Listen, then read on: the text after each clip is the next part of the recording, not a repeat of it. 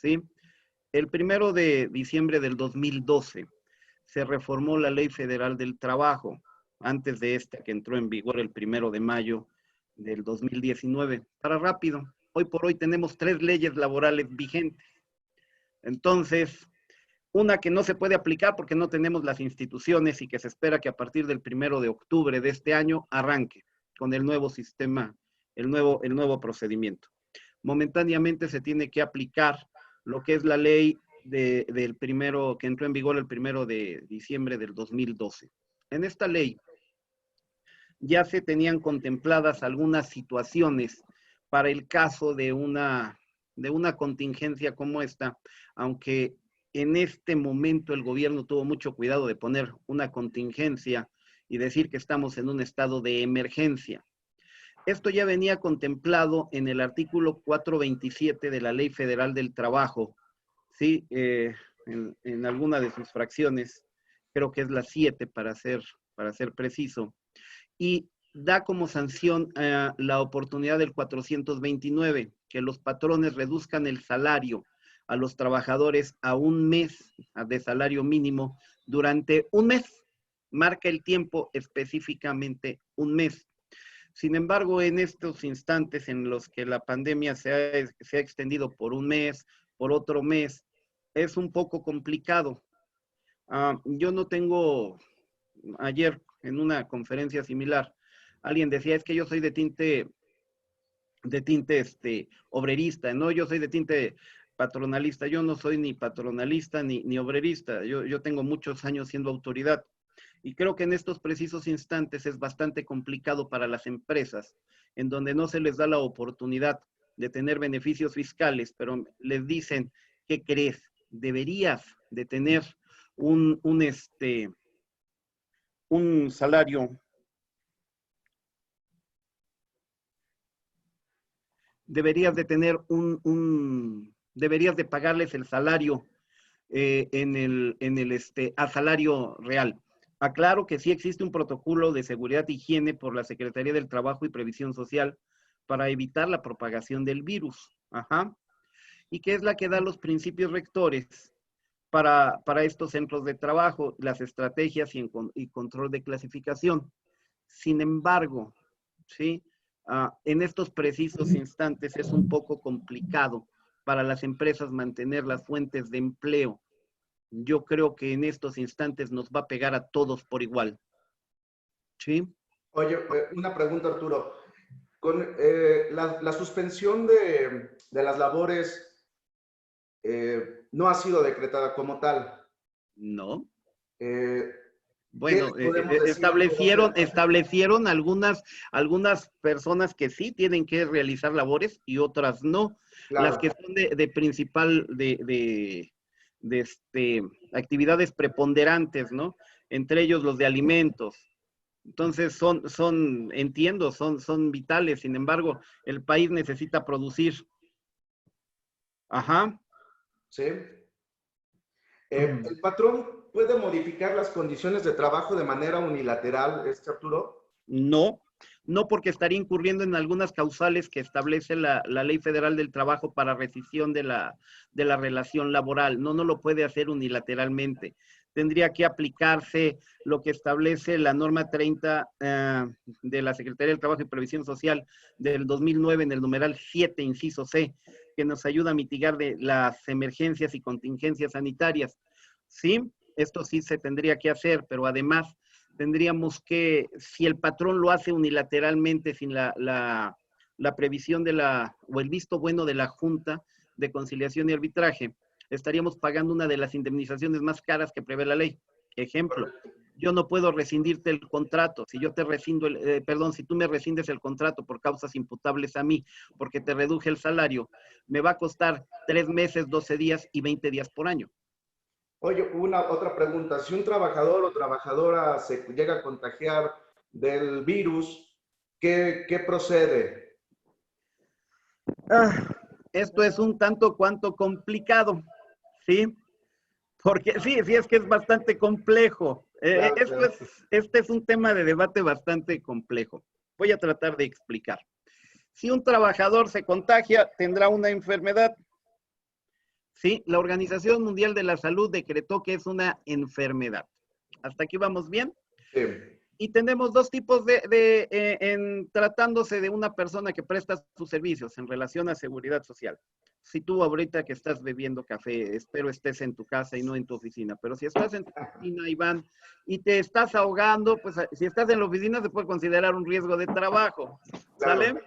Ok, pero si estás, no sé, a lo mejor fumas y te da una enfermedad, te da efisema pulmonar, ¿sí? Sí. Que nada más se agrava con el CONAVIT. Esta es una enfermedad general. El CONAVIT es una enfermedad. Es una enfermedad. La Organización Mundial de la Salud determinó que era una enfermedad, ¿sí? Por lo tanto, no puede considerarse un riesgo de trabajo. Hay personas que están constantemente en contacto directo con los enfermos de esto. Entonces, médicos, para ellos es factible que se enfermen y ahí sí es un riesgo de trabajo. Explico, si tú trabajaras en un laboratorio clínico a donde estás haciendo muestras de sangre y una persona está infectada de alguna enfermedad y te pinchas con una aguja, eso es un riesgo de trabajo.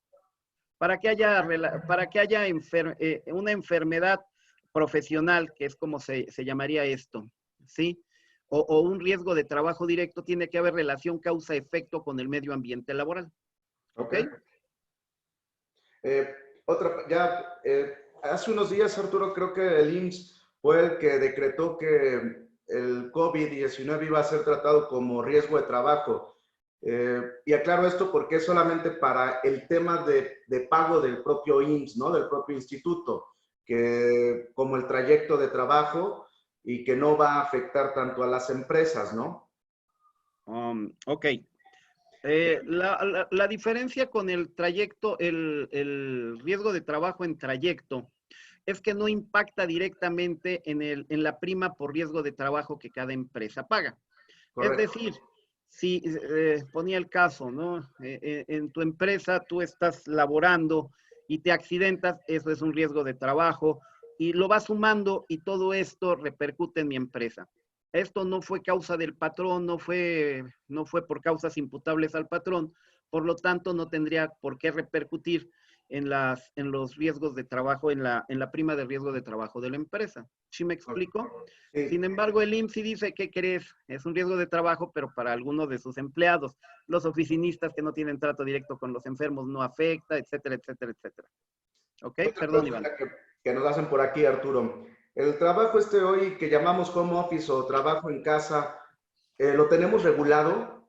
Sí, de una manera, si tú quieres, escueta, pero viene en la Ley Federal del Trabajo en un apartado especial que se llama trabajo en casa o trabajo en domicilio, Domicilio. ¿sí?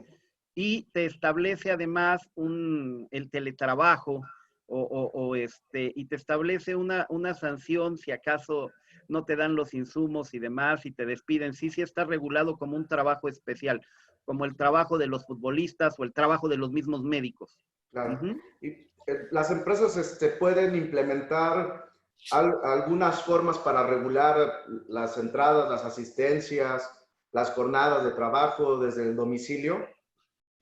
Sí pudieran implementarse siempre y cuando no tenga que ser su labor presencial. ¿Sí? Okay. Esto es, si necesitamos de un obrero que esté cargando bultos, difícilmente lo podría hacer desde casa. Sin embargo, sí podrían implementar todas las medidas necesarias para que haya la menor cantidad de contagios. ¿Sí me Correcto. explico? Sí, esto de la sana distancia, pues es una idea fenomenal. El problema radica en que el país no está educado para esto. Tengo la necesidad de ir a hacer compras, me dicen, párate en las crucecitas y cuando vengo a ver tengo 20 gentes pegaditas junto a mí, pues de qué sirve que hagan todos estos. Claro. Ahorita en esta contingencia que tenemos, nos preguntan, ¿un trabajador puede renunciar? Sí, sí Sí. puede renunciar, sí podría renunciar, sí. ¿Podemos nosotros despedirlo con todas las de la ley? Aquí es un poco complicado, ¿no? A ver, te escuchamos. Sí, sí, digo, ¿para qué miento, no? Antes, nada más para concluir del trabajo a domicilio, está regulado del artículo 311 al artículo 330 de la Ley Federal del Trabajo, ¿sale? Gracias. Y la sanción viene en el 325 de la Ley Federal del Trabajo. Ok, yo puedo renunciar porque la renuncia es un derecho unilateral que yo tengo. Nadie puede ser obligado a trabajar a donde yo no quiero. Y yo no puedo tener trabajadores que no quiero, siempre y cuando los liquide. Aquí hay un problema. Ayer alguien comentaba que los derechos fundamentales y la Suprema Corte se pronunció que los convenios privados, una renuncia es un convenio privado, en donde tú ya no quieres trabajar conmigo y yo recibo la renuncia y ya la hicimos y yo te pago todos los de la ley. Pero en México estamos mal educados. Tenemos la poca o la mala costumbre de que a pesar de que les dieron todas las de la ley y les pagaron todo, aún así abogados sin escrúpulos van y te dicen, oye Iván, demanda a Arturo, no tienes problemas. Y de todas maneras, yo patrón tengo que volver a pagar las periciales, porque en términos del 824, a ti no te cuesta la pericial y a mí sí. ¿Sí me explico? Y de todas maneras implica un problema para el patrón. En estos precisos instantes, Iván, si me lo permites, Adelante. yo creo que no es necesario hablar de trabajadores o patrones, sino todos ponernos una misma camiseta y hablar de algo más grande, hermoso, que se llama México, ¿sí? Hace muchos años, en 1985, la Ciudad de México fue devastada por un terremoto. Y el entonces presidente de la República, Miguel de la Madrid, tardó mucho en pronunciarse, algo a los que los medios llamaron concertación. Y lo primero que dijo Miguel de la Madrid, después de mucho tiempo, lo primero que dijo es, trabajadores, no me pidan aumento, no va a haber. Patrones, no me despidan a nadie, no lo pueden hacer. Y yo, gobierno, voy a bajar mi gasto público. Eso sería lo ideal. ¿Sí me explico? Estoy de acuerdo contigo. Eso es lo que se tiene que hacer. Ahorita estamos en una situación a donde algo más grande se llama México. No necesitamos simple y sencillamente todos jalar parejo. Porque tienes dos pandemias, Iván. La pandemia que es la sanitaria y viene la pandemia más difícil, que es la pandemia económica. Esto, lamentablemente, muchos se van a lo que dice el IMSS. Es que se perdieron tantas fuentes de empleo. Sí, pero son fuentes de empleo formales. Sí. Si no, perdón, estoy muy viciado el sonido.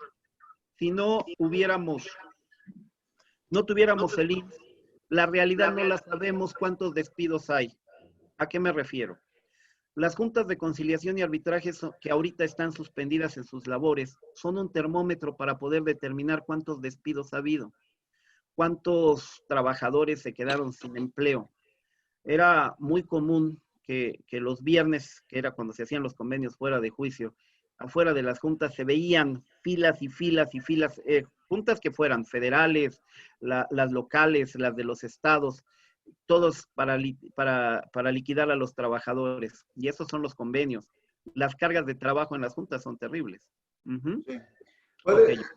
En este momento podemos, tú decías ahorita de un convenio que es como la renuncia voluntaria. Si Sí. los patrones y los trabajadores llegan a un convenio, ya sea de reducción de salario, ya sea de trabajo en casa, ya sea de eliminar algunas prestaciones como el premio de asistencia, de puntualidad que posiblemente tenían, ¿es válido que lo hagan de manera mutua?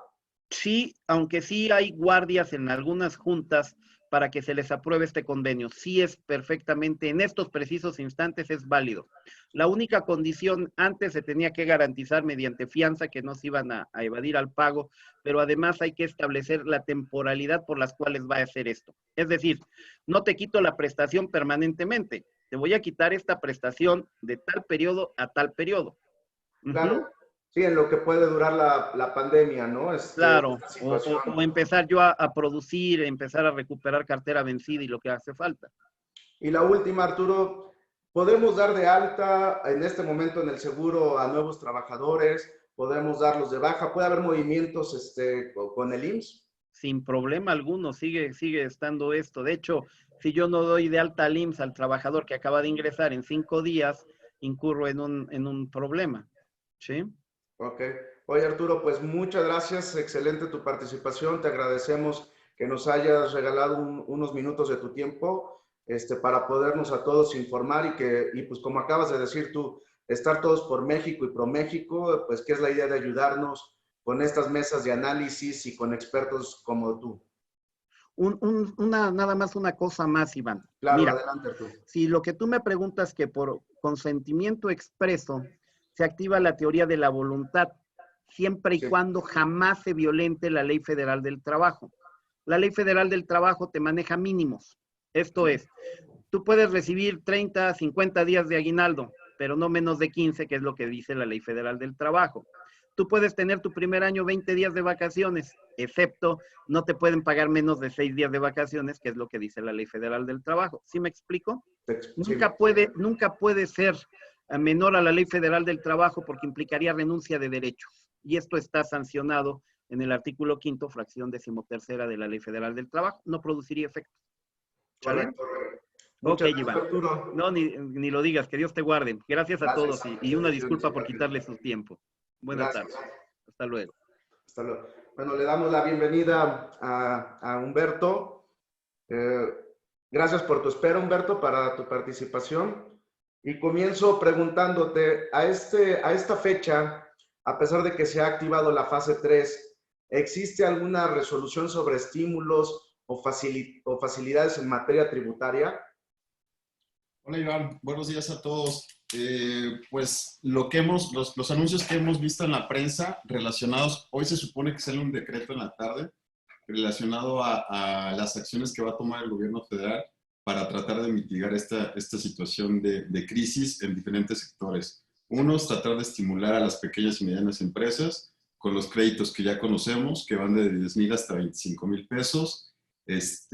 Seguir ayudando a la gente que considera más vulnerable el gobierno, pero sigue sin existir un esquema agresivo que pueda apuntalar la economía y que obviamente tendrían que ir encaminados a apoyar a las pequeñas y medianas empresas con créditos que pudieran llegar a ser razonables. Es decir, no podemos hablar de una cantidad de 10, 25,000 pesos porque pues, esos montos son irrisorios. Tal vez te alcance para pagar un mes de nómina, un mes de renta, pero la realidad es que para poder salir adelante de esta situación va a ser muy complicado.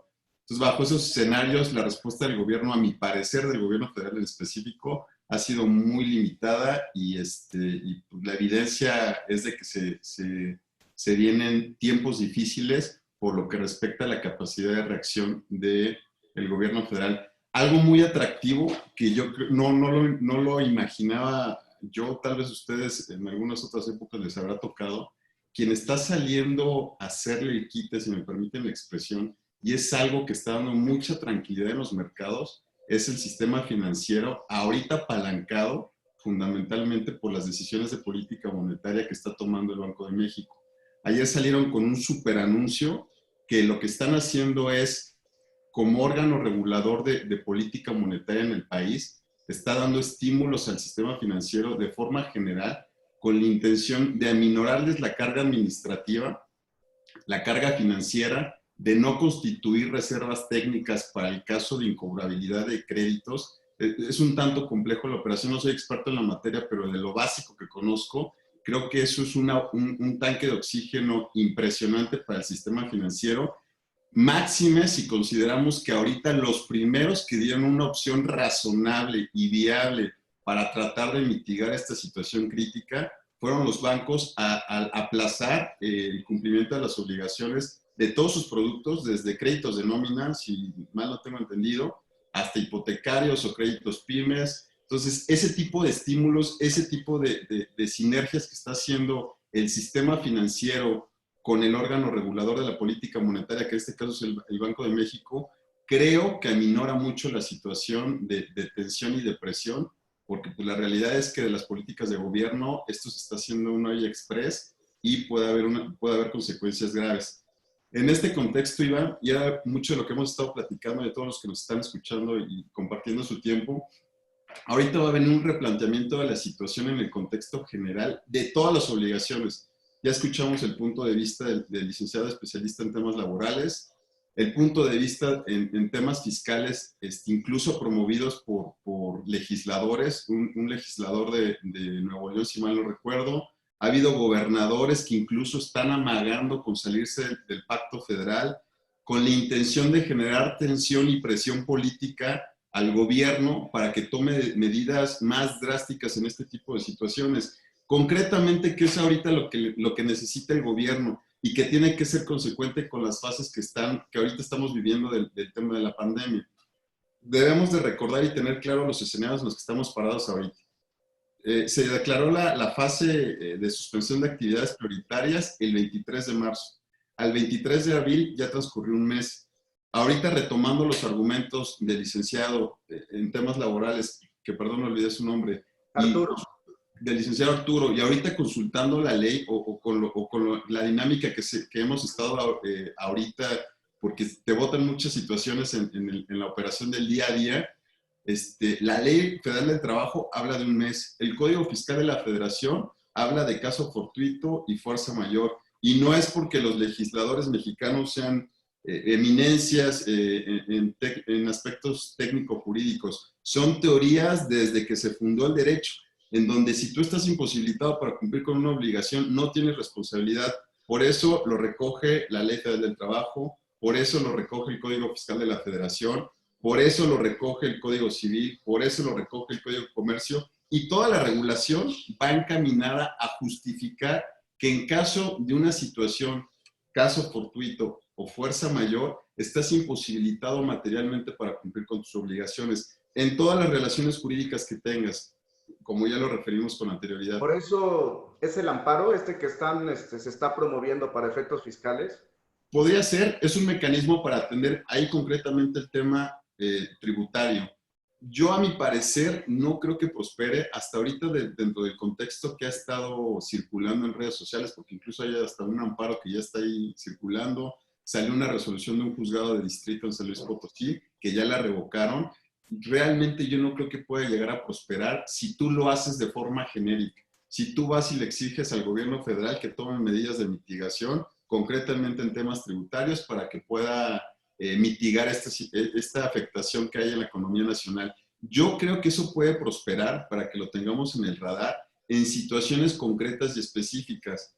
¿Qué quiero decir? Si yo soy restaurantero, tenía ingresos, cerré el ejercicio 2019 con utilidad de $1,000,000 de pesos, traigo un coeficiente de utilidad determinado y ahorita por obvias razones se me desploma el ingreso, no tengo actividad, empiezo a incurrir en el incumplimiento de obligaciones, etcétera, etcétera. Ahí yo tengo la posibilidad de elegir como empresario a qué le doy prioridad.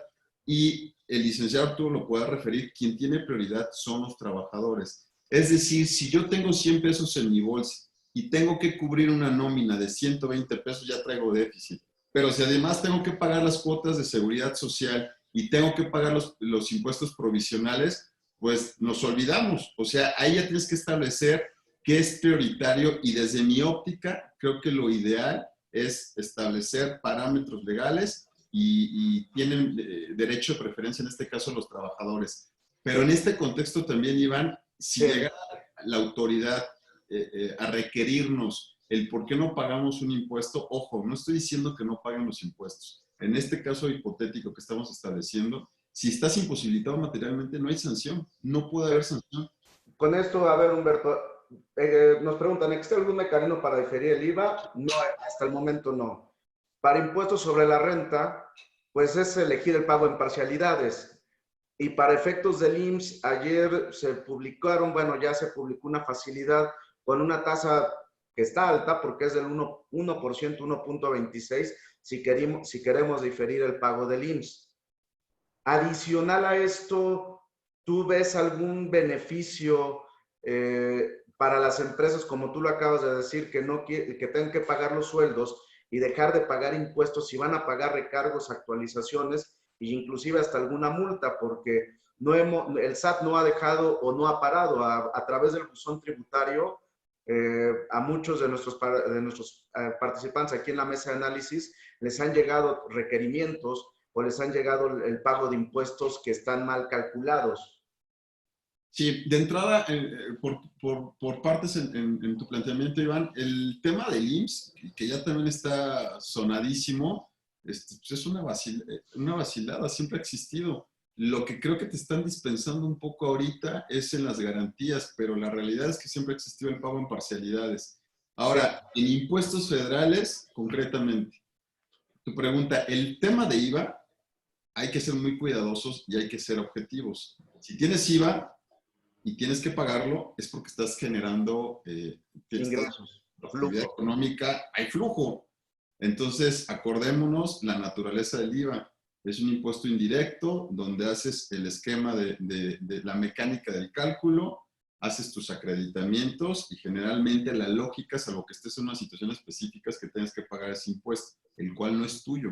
Tú eres un mecanismo nada más para trasladarlo al consumidor final. De entrada ahí no hay forma, porque estás acreditando que generaste riqueza. El impuesto sobre la renta. La renta yo creo que ahí es diferente. Olvidémonos de 2020. Tributamos conforme un coeficiente de utilidad que traemos arrastrando del ejercicio anterior, que fue típico, por decirlo así. No hubo volatilidad, hubo contracción, pero no fue tan agresiva y podría manifestarte una riqueza razonable si no tuviste alguna contingencia en el 2019. Pero ahorita la realidad es totalmente Lo único que radicalmente. tendríamos y además, bueno, el tema que tendríamos con renta, a diferencia de IVA, es que con el simple hecho de facturar, que seguiría existiendo, que la empresa sigue teniendo una actividad y capacidad económica, ¿no? Exactamente, porque lo presume conforme el ingreso nominal. Ahí es el riesgo. ¿Podríamos reducir el coeficiente de utilidad para el segundo semestre? Sí, sí, y yo creo que es lo que tienen que tomar las medidas pertinentes. Incluso en una situación crítica, yo no me esperaría hasta el segundo semestre. Empezaría a hacerlo de forma ya inmediata. Y un punto ahí importante, que creo que es una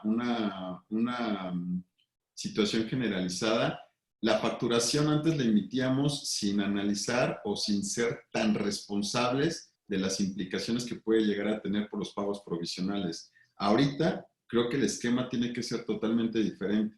No puedes emitir una factura de 100,000 pesos cuando no tienes garantía de pago, porque el problema es que no vas a recibir el pago, pero además vas a tener que pagar un pago provisional sobre una base que probablemente sea ficticia. Concretamente, yo creo que tenemos que tener mucho cuidado en que si nosotros tenemos garantía de un pago de 20 pesos, se emite el comprobante fiscal por lo que está garantizado de pago, es decir, los 20 pesos. Hay que evitar caer en esa práctica de emitir el comprobante como un mecanismo o un requerimiento de pago, porque ahorita puede tener pues, consecuencias serias y te puede distorsionar la base del tributo. ¿Ves factible la autorización de la disminución del coeficiente? Pues yo creo que les va a llover a la autoridad. El problema es que no genera instancia. Hay la consecuencia legal es de que si el coeficiente se distorsiona, yo creo que muy pocas empresas van a tener un pico el cierre del siguiente semestre o el último trimestre del año. Pero ahí podrías llegar a tener una distorsión en caso de que hagas una estimación indebida. Pero yo creo que sí se debe de estar haciendo esa modificación. El tema de la firma electrónica o de la propia clave, que la gente que la tenga que renovar o para presentar su declaración anual, está cerrada el portal, y por otro lado la atención al público en general del SAT. ¿Qué No, va a pasar? si hay atención al público, No hay citas. bueno, el problema es que las citas las están dando sumamente espaciadas. Hay solamente determinado número de citas al día y los protocolos de medidas de salubridad son sumamente extremos. Entonces, ahí yo creo que hay un incumplimiento, una imposibilidad material para cumplir con la obligación y pues te tienes que atener al riesgo o a la contingencia. El problema es que, como bien sabemos, pues ahorita están corriendo plazos legales para efecto de recursos de revocación, desahogo de requerimientos, y el riesgo que corremos aquí, Iván, es agravado con el hecho de que no hay tribunales, es que en cualquier momento te pueden cancelar los sellos digitales. ¿Y aquí a dónde vas?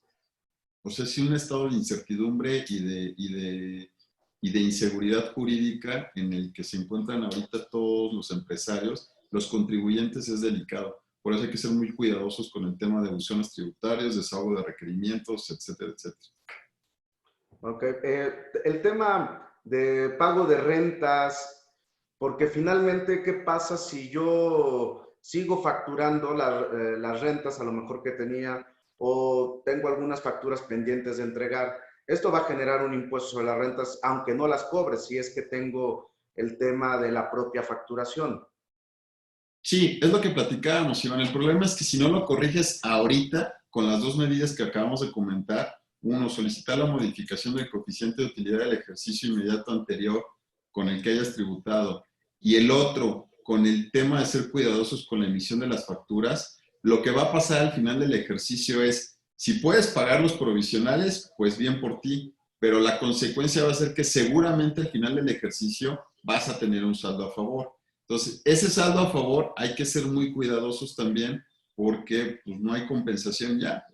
Y ese saldo a favor, seguramente si tú quieres flujo y solicitas tu devolución, no te lo van a devolver y vas a terminar litigando. Porque, insisto, estás tributando sobre una base ficticia que probablemente va a salir mucho más alta que el ejercicio anterior, pues, por la situación que estamos viviendo. Ahora, Humberto, nosotros sabemos, y ya lo hemos mencionado, ya pasamos fase 1, pasamos fase 2, estamos en la fase 3, pero todo parece indicar que estas fases afectan solamente las congregaciones masivas de la gente, porque el accionar de contratos mercantiles, del propio SAT, del propio IMSS, de las notarías, parece ser que todo esto sigue operando. ¿La vida jurídica de las compañías siguen operando como tal? Sí, hay una situación ahorita que era la que quería enfatizar cuando empecé la plática. La gran mayoría de las empresas siguen operando. Nosotros como despacho contencioso, enfocados a temas de litigio, seguimos litigando en temas de recurso de revocación, nada más que hay una situación grave. No hay tribunal fiscal, no hay juzgados de distrito y en una situación de emergencia, ellos son los que imparten justicia, que hacen un estado de En incertidumbre. otras palabras, los plazos siguen corriendo. Los plazos siguen corriendo para efectos administrativos, pero para efectos jurisdiccionales no hay tema. Por ejemplo, si ahorita te niegan una devolución por el argumento que quieras, que sabes que te pueden encontrar lo que sea, una coma, un punto de más, lo que sea, una devolución de IVA legítima, no puedes ir en juicio de nulidad desde el 23 de marzo porque están cerrados los juzgados. Y por lo que parece que no han sacado un acuerdo, hasta ahorita oficiales hasta el 6 de mayo el regreso. Ojalá lo respeten, es una situación urgente porque es un contrapeso del Estado de Derecho y te permite corregir este tipo de arbitrariedades que están pasando en muchas entidades en donde hay multas y arrestos. Puede ser un tema de debate de que sean consecuentes con la gravedad de la emergencia que estamos viviendo. Tal vez muchos las podamos compartir algunas medidas por la indiferencia de algunas personas, pero unas tantas sí son un tanto extremas y también perdemos de vista que hay gente que tiene que salir literalmente para comer, que van al día. Entonces ahí también tenemos que ser muy, muy cuidadosos con esa situación. Otro punto. Perdón, la última pregunta, Humberto.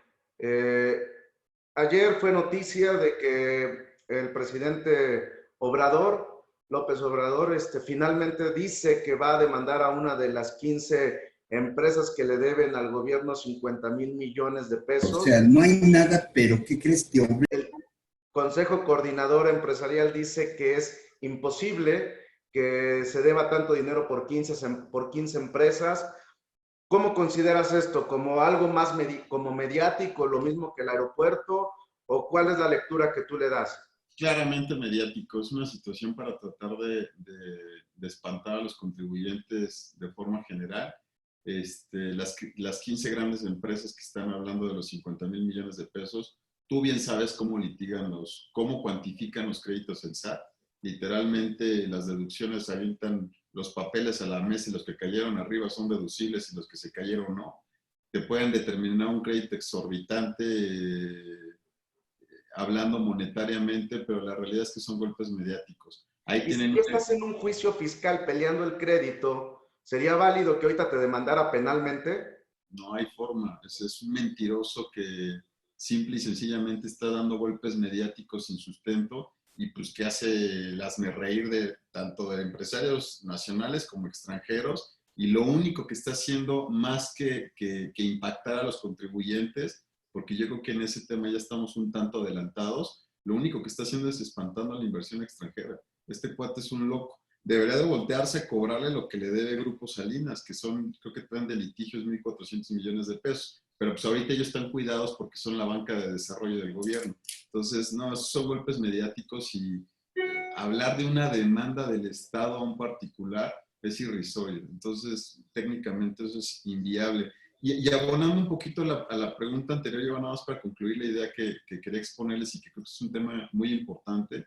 Con todo lo que estamos viviendo, sería bueno que tomáramos nota en qué y proyectáramos a futuro de este ejercicio, por lo menos, en qué van a cambiar nuestras relaciones contractuales. Si yo renté un local comercial ahorita y en mi corrida financiera o en mi esquema de negocio tenía considerado que para yo poder pagar esa renta de 10,000 pesos tenía que generar 100,000 pesos mensuales, ahorita el esquema del negocio está cambiando radicalmente porque yo tenía o yo daba un servicio que a lo mejor ahorita va a dejar de ser esencial porque empezamos a priorizar nuestros gastos. A lo mejor era un servicio no indispensable que evidentemente va a haber contraída su operación. Tal vez ya no nada más este ejercicio, sino el siguiente, o tal vez muchos tiendan a desaparecer. Bajo esa lógica, yo creo que es importante, insisto, en todas las relaciones jurídicas, laborales, mercantiles, civiles, lo que sea, hacer un replanteamiento y legalmente hay figuras que te permiten reconfigurar un contrato. Se llama teoría de la imprevisión, que su nombre lo puede decir. Yo no consideré ni podía considerar una pandemia, creo que nadie se la imaginaba y creo que nadie la había vivido, como la que estamos viviendo ahorita, con las restricciones que podemos llegar a tener de toda índole, económica, de tránsito, lo que sea. Entonces, bajo las nuevas circunstancias, yo creo que es una recomendación, ojalá lo puedan tener presente, hacer un análisis de todas las relaciones que tenemos comerciales, civiles, laborales, un replanteamiento y en donde se pueda hacer una negociación extrajudicial, hacerla, pero si no también existen los mecanismos legales para solicitar una reducción atendiendo a las nuevas circunstancias. Ojo, tenemos que acreditar que nuestro esquema de negocio cambió, que se vio afectado y que eso nos imposibilita materialmente cumplir con la obligación como la habíamos pactado en el año pasado o hace 5 años. Correcto. Pues Humberto, nuevamente muchas gracias por tu participación, siempre tan importante e interesante como siempre. Te agradecemos por tu tiempo y espacio. Gracias a todos, saludos, buena tarde. Nos despedimos de todos y muchas gracias a todos ustedes también por acompañarnos una vez más en estas mesas de análisis que seguiremos teniendo frecuentemente todos los miércoles a las 11 de la mañana. Los esperamos dentro de 8 días. Gracias. Saludos. Agradecemos su atención y su participación. No olviden visitar nuestra página web y nuestras redes sociales para permanecer informados sobre nuestras próximas mesas de trabajo. Hasta la próxima. Okay.